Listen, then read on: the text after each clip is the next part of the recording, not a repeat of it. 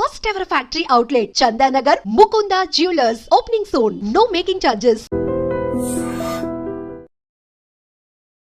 నమస్కారం అమ్మా. నమస్తే అమ్మా.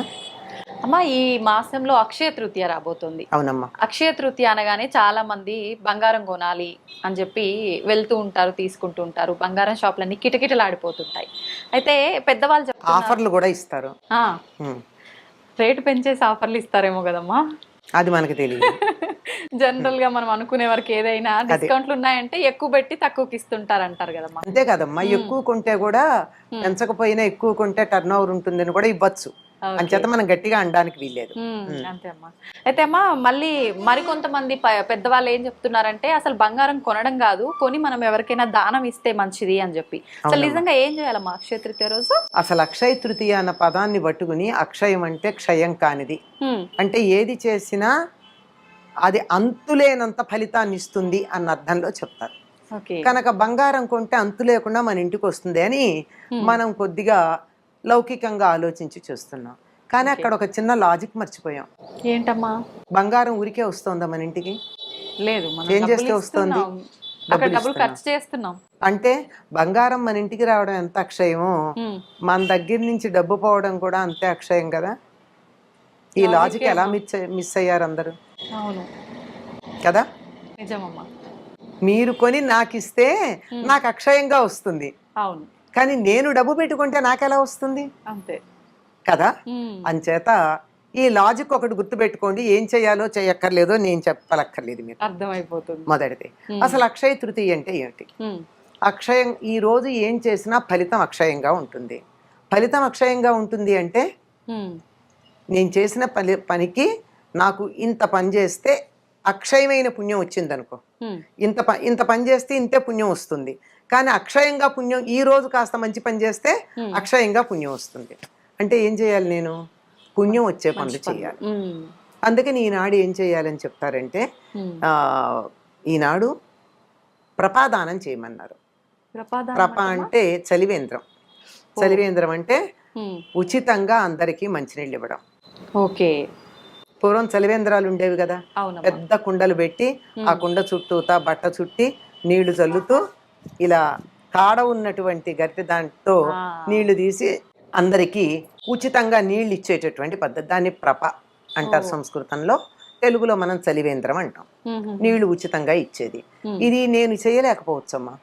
నేను పని మానుకుని 4 కుండలు పెట్టుకుని అంతవరకు నేను చేస్తా. 4 కుండలు పెట్టమంటే పెడతా, నీళ్లు పెట్టమంటే పెడతా. కానీ అక్కడే కూర్చుని నీళ్లు పోస్తూ కూర్చోమంటే నేను చేయలేను కదా. అందుకని దానికి ఒక మార్గం ఏం చెప్పారంటే, ఇంతకు ముందే ఒక కుండ కొని 4 రోజులు దాంట్లో నీళ్లు పోసి కడిగి శుభ్రం చేసి, ఎందుకంటే కుండ వెంటనే వాడరు కదా, 4 రోజులు నీళ్లు వాడకూడదు అందులోది. దగ్గు జలుబు చేస్తుంది. 4 రోజుల పాటు కుండలో పట్టినటువంటి నీళ్లు వేరే దానికి వాడుకోవచ్చు. మొక్కలకు పోయడము దానికి వాడాలి, తాగడానికి వాడరు. ఆ తర్వాత కుండ మీద మూకుడు కూడా తీసుకోవాలి, అది కూడా మట్టిదే. తీసుకుని ఈనాడు దాని నిండా నీళ్లు నింపి, వీలైతే సుగంధ ద్రవ్యాలు వేసి, అంటే యాలకు పొడి, కొద్దిగా పటికి బెల్లం, మరి తీపిగా కాదు, ఊరికే.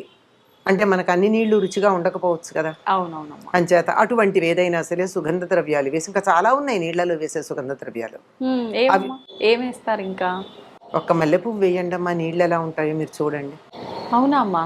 ఒక కుండ నీళ్లలో ఒక్క మల్లెపువ్వు వేసి ఆ తర్వాత నీళ్లు తాగండి, వాటి పరిమళం ఎలా ఉంటుందో. ఒట్టివేళ్ళు వేయచ్చు, యాలకు పొడి వేయచ్చు, ఇలాంటివి ఉన్నాయి, చాలా ఉన్నాయి. అలాంటి సుగంధ ద్రవ్యాలు మనకు అన్ని ఎక్కడ దొరుకుతాయి? కాస్త ఒక్క యాలక్కాయ కొట్టి అందులో వేస్తే చాలు, ఇన్ని కుండెడి నీళ్ళకి. దాన్ని ఒక బ్రాహ్మణుడికి దానమేమన్నారు. ఆ తర్వాత ఎంతమంది కన్నా ఇవ్వచ్చు, మొదలు అక్కడ. ఇప్పుడు మొదటి నమస్కారం తల్లికి చేయమన్నట్టు మొదట ఇచ్చేది అలా ఇచ్చుకోండి అన్నారు. ఆ తర్వాత ఆ రోజు చెప్పుల దానం, తెల్లని వస్త్రాల దానం, గొడుగు దానం చేయాలి. అంటే ఎండాకాలం వస్తుంది కదా, చక్కగా చెప్పులు ఇస్తే ఎవరికన్నా శుభం. వాళ్ళు కాళ్ళకి చెప్పులు వేసుకుంటే అమ్మయ్య ఎండలో కాళ్ళు మాడకుండా ఉన్నాయని సంతోషపడతారు. అలాగే గొడుగు, ఎండలో నడిచెడితే గొడుగు. ఆ తర్వాత తెల్లని నూలు వస్త్రాలు, అటుపైన విసనకర్ర, ఇంకా ఓపికంటే చందనం. వేసంకాలం వస్తోంది కదా, చందనం పూసుకున్నా చందనం కొద్దిగా మంచిది, మార్కెట్లో దొరికే పౌడర్ కాదమ్మా, మంచి చందనపు చెక్క దొరికితే దాన్ని ఒక్కసారి ఇట్లా అరగదీసి, ఆ అరగదీస్తే వచ్చే గంధాన్ని నీళ్లల్లో గనక ఒక్క చుక్క, అంతకన్నా ఎక్కువ కాదు, మళ్ళీ అది కలిపితే ఎంత మంచి పరిమళం ఉంటుందో, చొలవ చేస్తుంది శరీరానికి. అందువల్ల మంచి గంధం దానం చేయాలి. ఇంకా ఓపికంటే బంగారం దానం చేయాలి. బంగారం దానం చేస్తే, ఇంత బంగారం దానం చేస్తే అంత బంగారం దానం చేసిన ఫలితం ఉంటుంది. అది ఆలోచిస్తారమ్మా, కానీ బంగారం దానం అంటే పోనీ చెయ్యకండి, ఎవరు చేయమన్నారు? వీలుంటే అని చెప్పాం కదా. బంగారానికి ప్రత్యామ్నాయంగా బెల్లం చేయొచ్చుగా. బెల్లాన్ని కూడా బంగారం అంటాం కదా. ఎందుకంటే ఒక్క గ్లాసు నీళ్లలో ఒక్క ఇంత బెల్లం ముక్క వేసుకుని తాగితే ఎండలోంచి వచ్చిన అలసట పోతుంది. ఇది బెల్లం అంటే కొంచెం మోటుగా ఉంటుందని చారెడు పంచదార, చిటికెడు ఉప్పు వేసుకుని తాగమని మనకి ప్రభుత్వం వారు ప్రచారం చేస్తారు. చారెడు పంచదార, చిటికెడు ఉప్పు ఇంత బెల్లం ముక్కలో ఉంటాయి. సరిపోయింది. పైగా దాంట్లో ఇంకా కాల్షియము, ఐరన్ కూడా ఉంటాయి. కనుక అది దానం చెయ్యండి. ఇలాంటివి ఇంకా ఇంకా చాదస్తంగా చాలా మంది స్వయం పాకాలు ఇస్తూ ఉంటారు. స్వయం పాకం అంటే ఒక 2-3 మనుషులు తినడానికి సరిపోయిన బియ్యము, పప్పు, కూరలు, చింతపండు, ఉప్పు, నూనెతో, నెయ్యితో సహా ఇస్తారు. ఎవరికైనా ఇవ్వచ్చమ్మా? పండితులకే అంటే బ్రాహ్మణులకు ఇవ్వడం పూర్వం ఉండేది. ఇప్పుడు పుచ్చుకోదగిన బ్రాహ్మణులు కనపడితే మంచిది, లేకపోతే ఎవరికైనా మంచిది. ఇప్పుడు వాళ్ళు కూడా ఆలోచిస్తున్నారమ్మా తీసుకోవడానికి కొన్ని ప్రదేశాల్లో. అందులో నూనె అనేటప్పటికీ సందేశిస్తారు, అందుకని చాలా మంది నూనె తీసి నెయ్యి పెడుతున్నారు. నెయ్యి పర్వాలేదమ్మా? సోమత ఉన్న వాళ్ళు అయితేనే ఇవ్వగలుగుతారు. ఎంతమ్మా, ఇంత ఇవ్వచ్చు కదా. ఒక పూట నెయ్యి ఎంత తింటారు? కిలో నెయ్యి తినరుగా. ఒక పూట భోజనానికి 100 గ్రాముల నెయ్యి చాలు కదా. అదే ఎక్కువ, వండుకుంటే కూడా ఎక్కువే అన్నంలో వేసుకోవడం కాక. కనుక ఇట్లాంటివి చెయ్యాలమ్మా. అంతేగాని బంగారం కొనుక్కోండి వద్దని చెప్పట్లా. ఇవాళ్లే కొని తీరాల నియమం పెట్టుకుంటే మాత్రం ఇబ్బందే. దాని వెనకాల లాజిక్ కూడా చూడండి. ఎంత వస్తోందో, ఎంత పెడితే ఎంత వస్తోందో ఆలోచించండి. ఇవన్నీ ముందే తెచ్చి పెట్టుకుంటాం, కుండ ముందే కొంటాం. బియ్యాలవన్నీ ఇవాళ్ళు వెళ్ళి కొనం కదా, అన్ని సిద్ధం పెట్టుకుంటాం. సిద్ధం పెట్టుకుని ఇవాళ దానం చేసామంటే అది పుణ్యం. డబ్బు రూపంలో ఇస్తున్నాము, వస్తువు రూపంలో తెచ్చుకుంటున్నాము, అదొకటే డిఫరెన్స్ అమ్మా మీరు చెప్పినట్టు. అది కూడా నిన్నటి రోజున కదా. అది బంగారం. మరి అక్షయం, ఏదైనా అక్షయం అంటే డబ్బు పోవడం కూడా అక్షయం కదా. అంతే. కొంచెం ఆలోచించాలి. అవును, నిజంగా లాజిక్ మిస్ అయిపోయామమ్మా. లాజిక్ మిస్ అవుతున్నాం ఎందుకంటే వ్యామోహాల్లో పడ్డాం. అవును, ఆకర్షణలకు లోనైపోయాం. నిజమే. ఆకర్షణ, వ్యామోహం అనేవి రెండు పక్కన పెడితే సత్యం మన కంటికి అదే గోచరిస్తుంది. అమ్మా, ఈ అక్షయ తృతీయ ఇవన్నీ నిజంగా మన పాతకాలం నుంచి వస్తున్న ఆచారమేనా అమ్మా ఇది? అక్షయ తృతీయ ఉందమ్మా. అంటే నిజం చెప్పాలంటే మన తిథుల్లో ప్రతిదానికి ఒక ప్రత్యేకత ఉంది. కొన్ని ప్రాంతాల వాళ్ళు ఎక్కువ పాటిస్తారు, కొన్ని ప్రాంతాల వాళ్ళు తక్కువ పాటిస్తారు. ఇది మాత్రం మనం ప్రత్యేకంగా ఈ బంగారాలు కొనడం కాదు కానీ అక్షయ తృతీయ అనగానే కుండలో నీళ్లుతో సహా కుండ దానం ఇవ్వడం చాలా చోట్ల ఉందమ్మా. అయితే ఇప్పుడు కొంచెం ఋతువులు మారాయి, మనకి ఇప్పటికే వేసంకాలం వచ్చేసింది.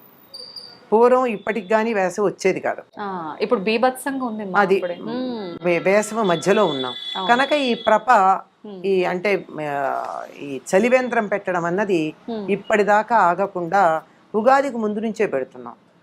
ఉగాదికే ఎండ తట్టుకోలేకుండా ఉన్నాం.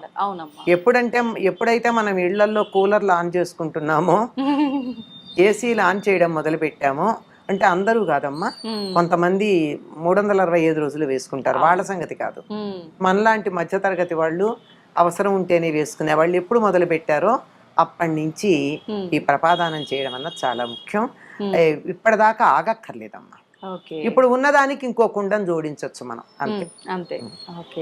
అమ్మా, అక్షయ తృతీయ అంటే దానం చేయడము, కొనుక్కోవడం ఇది ఒక్కటేనా, లేదంటే పూజల విషయానికి వస్తే ఏమైనా ప్రత్యేక పూజలు చేయొచ్చు? అంటే విష్ణువుకు పూజ చేస్తాం అంతేనమ్మా. ఓకే, ప్రత్యేకమైన పూజలు అయితే ఏముండవు, మనం ఈ రోజు రోజు అంటే చేసుకున్నట్టుగా. కృష్ణుని పూజించాలి, విష్ణువుని పూజించాలి అని చెప్పడం ఉంది అంతే.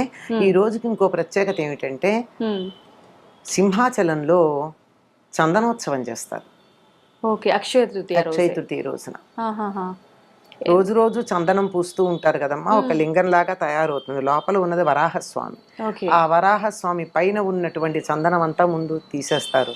ఒలుపుత్సవం అని చేస్తారు, చందనం ఒలిచేస్తారు. ఈ రోజున చందనోత్సవం చేస్తారు.